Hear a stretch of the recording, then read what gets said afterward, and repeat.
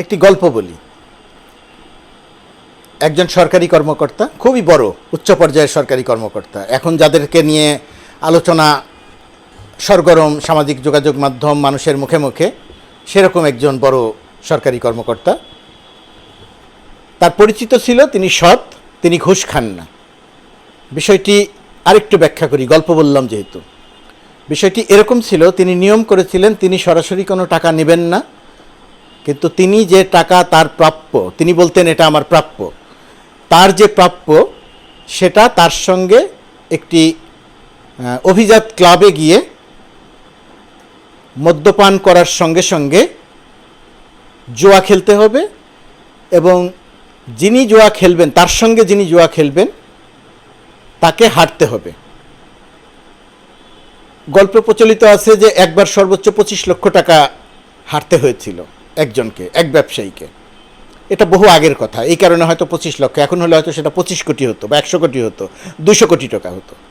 এরকম যার কথা বলছি তার এরকম 2 লাখ, 5 লাখ, 10 লাখ টাকা প্রতি সপ্তাহে কয়েকজনকে তার কাছে হারতে হতো। এই যে জুয়া ঘুষ না নিয়ে জুয়া খেলে জেতা বা জুয়া খেলে হারা, এই যে অর্থ নেয়ার কেন্দ্রিক সৎ বা সততা, গল্পটি মনে পড়ল রাজস্ব বিভাগের কর্মকর্তা মতিউর রহমান সাহেবের একটি সাক্ষাৎকার এনটিভিতে প্রচার হয়েছে। সেই এনটিভির সাক্ষাৎকার থেকে অনেকগুলো সেখানে কথা এসেছে।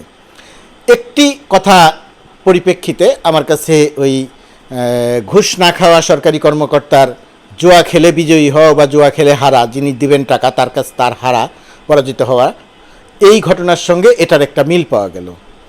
মতিউর রহমান সাহেবের মিলটা কি পাওয়া গেল? মিলটা পাওয়া গেল তিনি চাকরির পাশাপাশি শেয়ার বাজার থেকে বিপুল পরিমাণ অর্থ আয় করেছেন। 1 কোটি টাকার শেয়ার থেকে তিনি 14 কোটি টাকা আয় করেছেন। এটা তো খুবই ভালো কথা, শেয়ার বাজার থেকে তো যে কেউই আয় করতে পারেন।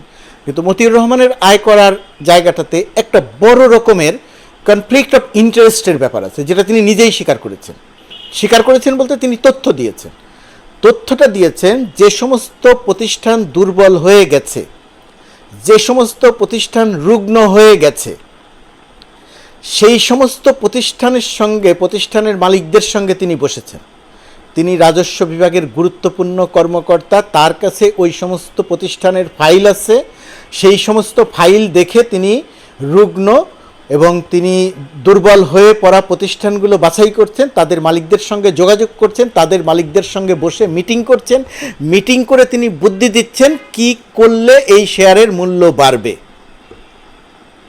একজন সরকারি কর্মকর্তা শেয়ার বাজারে ব্যবসা করতে পারেন, বিনিয়োগ করতে পারেন। তিনি তার চেয়ারে বসে ওই ফাইল দেখে সেই অনুযায়ী মালিকপক্ষকে ডেকে বা মালিকপক্ষের কাছে গিয়ে মিটিং করে বুদ্ধি দিয়ে সেখান থেকে টাকা, শেয়ার কেনা এবং টাকা আয় করা, এটা কোনোভাবেই একজন বিনিয়োগকারীর বা একজন সরকারি কর্মকর্তা শেয়ার বাজারে বিনিয়োগ করেছেন, বিনিয়োগ করে লাভবান হয়েছেন বা ক্ষতিগ্রস্ত হয়েছেন, ওই ক্যাটাগরিতে পড়ে না।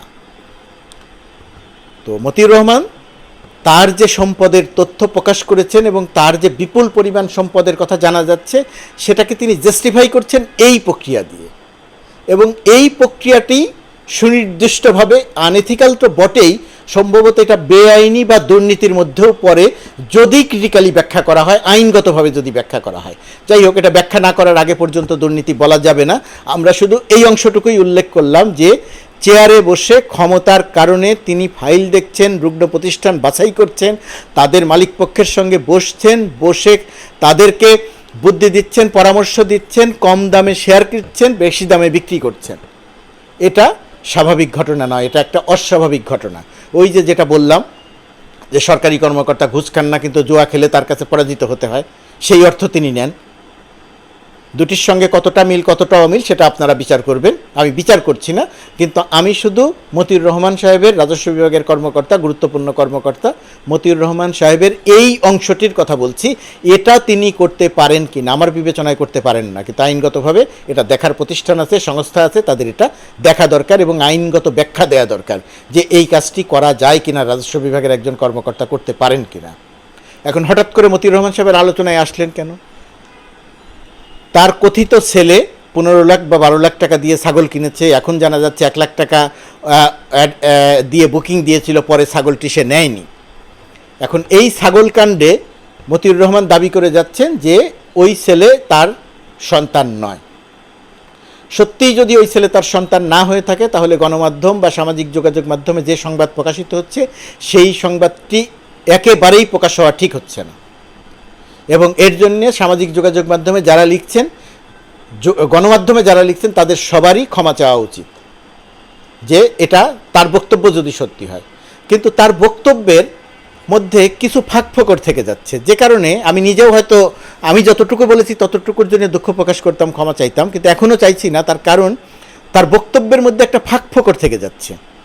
ফাঁকফোকরটি হচ্ছে এনটিভির যে সংবাদকর্মী তার সাক্ষাৎকার নিয়েছেন তাকে ধন্যবাদ জানাই যে তিনি যোগাযোগ করে তার কাছ থেকে কথা বের করেছেন, তিনি কথা বলেছেন।